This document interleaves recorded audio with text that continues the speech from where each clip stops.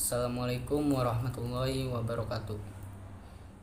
Perkenalkan, nama saya Salman Alfarisi dari kelas 01 TPLP 007 Teknik Informatika Universitas Pamulang. Pada kesempatan ini saya akan mempresentasikan materi pada pertemuan 12 yang mengenai konsep dasar keamanan komputer. Pengertian keamanan komputer. Keamanan komputer ini adalah tindakan pencegahan dari serangan pengguna komputer atau pengakses jaringan yang tidak bertanggung jawab. Security adalah segala sesuatu yang mengenai keamanan komputer. Komputer adalah suatu sistem yang meliputi CPU atau prosesor, memori, atau disk, dan lain-lain. Security komputer adalah segala sesuatu yang mengenai keamanan bagi sistem komputer. Filosofi dasar pemikiran keamanan komputer agar dapat mengamankan sistem komputer dengan benar, maka kita harus tahu karakteristik pengganggu yang akan mendatangi sistem komputer kita. Komponen sistem komputer. Terdapat perangkat keras atau hardware, misalnya dari pencurian dan lain-lain. 2. Perangkat lunak atau software, misalnya dari serangan virus, hackers, dan lain-lain. 3. Perangkat manusia atau brainware, yaitu pembajakan tenaga kerja. Pihak yang terkait. Ada 2 pihak yang terkait. Yang pertama, pihak yang diganggu sistem komputer, yaitu perangkat lunak, perangkat keras, perangkat manusia, manajemen, basis data, operasional, fisik. Yang kedua, pihak yang mengganggu yaitu lingkungan, fisika, kimia, manajemen, organisasi, perangkat lunak, perangkat keras, sistem operasi, telekomunikasi. Sisi lingkungan. Dari sisi lingkungan yang perlu diwaspadai adalah manusia, binatang, tumbuhan, cuaca, iklim, bencana alam. Manusia. Gangguan yang terdapat manusia adalah 1. Mencuri, 2. Mengambil barang atau fisik, 3. Mencuri perangkat keras komputer, 4. Mencuri data logis, 5. Menyadap, 6. Mendengar, 7. Melihat, 8. Media transmisi, 9. Mengcopy data, 10. Memotret. Merusak pengaruhnya adalah mengakibatkan sebagian atau keseluruhan sistem tidak berfungsi. Mengganggu, sebagian atau seluruh sistem terganggu. Cara penanggulangannya adalah 1. Dengan membuat area yang terbatas, terutama ruang server. 2. Melindungi sebagian peralatan komputer dengan kerangka besi. Binatang. Hal yang perlu diwaspadai adalah tikus, menggerat, sarang, urine, kotoran, bangkai. Cicak, telur, urine, kotoran, bangkai. Kecoa, menggerat, telur, urine, kotoran, bangkai. Laba-laba, sarang, telur, urine, kotoran, bangkai. Rayap, menggerat, sarang, urine, kotoran, bangkai. Ngengat, telur, urine, kotoran, bangkai. Semut, sarang, urine, kotoran, bangkai. Lalat, urine, kotoran, bangkai. Tawon, sarang, telur, urine, kotoran, bangkai. Nyamuk, urine, kotoran, bangkai. Yang berbahaya dari binatang adalah 1. Keratan, urine, kotoran, bangkai, sarang. 2. Yang paling berbahaya yaitu urine, karena mengandung zat-zat yang bersifat asam. Urine dapat melarutkan materi yang bersifat logam yang tidak tahan asam, misalnya tembaga atau Cu, besi, Pe, emas, Au. Bahan yang digunakan pada motherboard adalah tembaga dan emas, sehingga dapat ikut larut bila terkena zat yang bersifat asam. Cara penanggulangannya adalah 1. Menjaga kebersihan komputer, 2.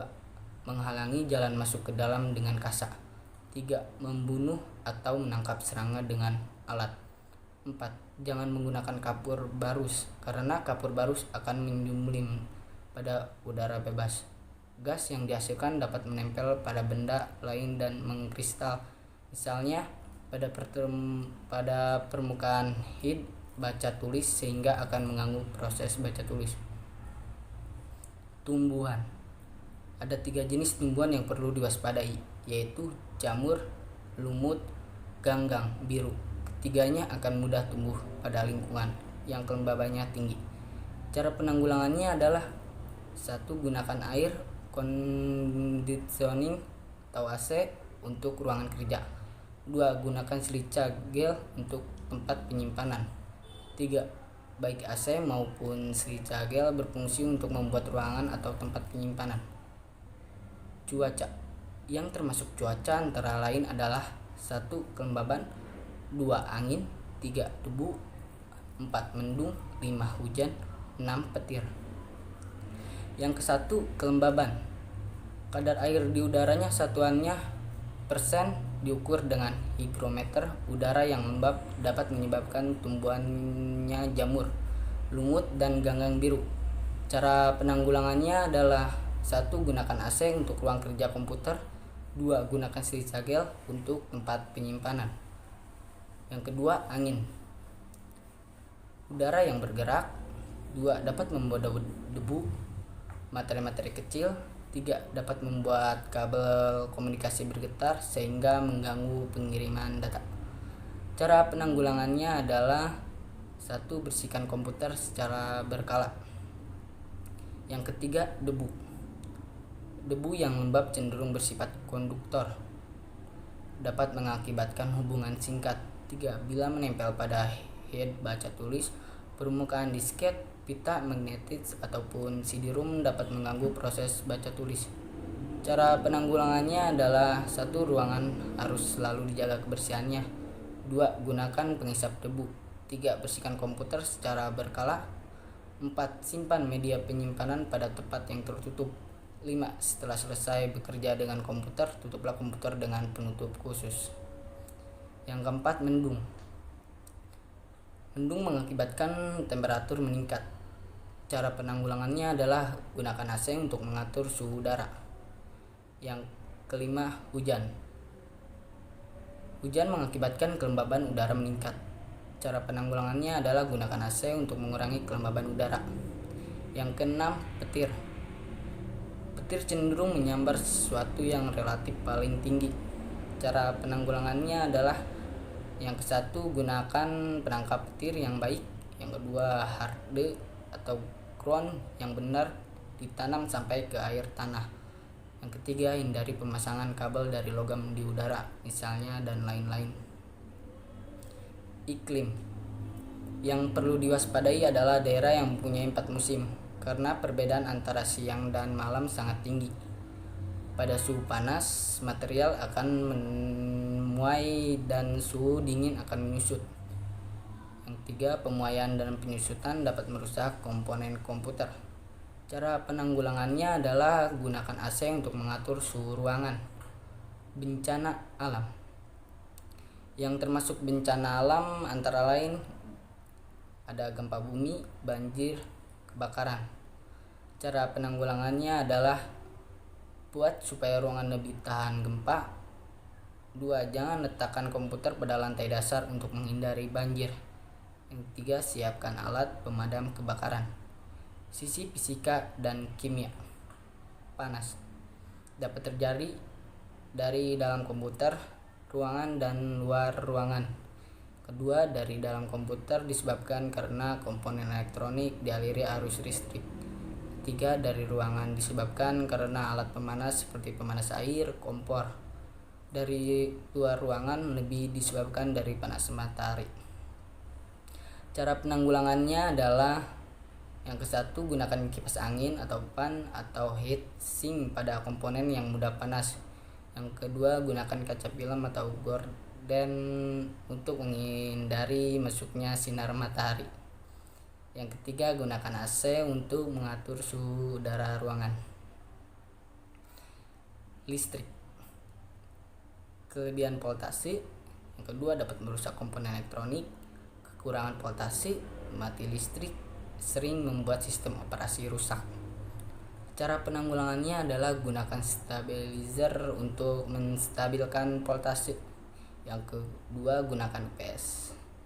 Magnet dapat merusak media penyimpanan yang dibuat dari bahan milar, misalnya disket, tape, kaset lagu atau video. Yang kedua, dapat mempengaruhi id pada disk drive. Cara penanggulangannya adalah jauhkan dari magnet. Suara. Getaran suara dapat mempengaruhi head dari disk. Cara penanggulangannya adalah jauhkan dari sumber bunyi-bunyian yang kuat. Kimia. Salah satunya adalah kebocoran baterai. Bahan kimia yang keluar dari baterai yang bocor dapat merusak motherboard. Cara penanggulangannya adalah lakukan pemeriksaan komputer secara berkala. Sisi perangkat keras. Perangkat keras komputer dibagi menjadi 3 kategori.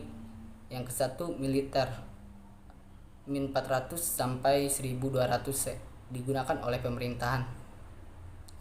Yang kedua, industri atau normal sampai 900 C sampai 1000 C, komputer yang bermerek.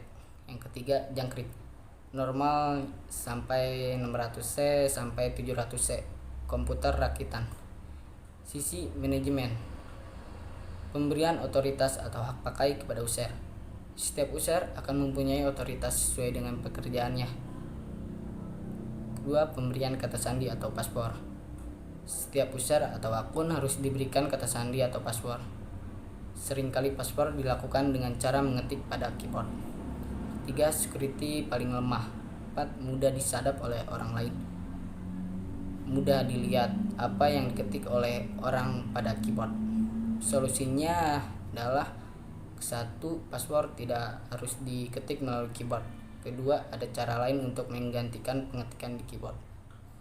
Demikian isi presentasi saya kali ini. Semoga apa yang saya katakan dapat bermanfaat bagi kita semua. Terima kasih. Sekian dari saya. Wassalamualaikum warahmatullahi wabarakatuh.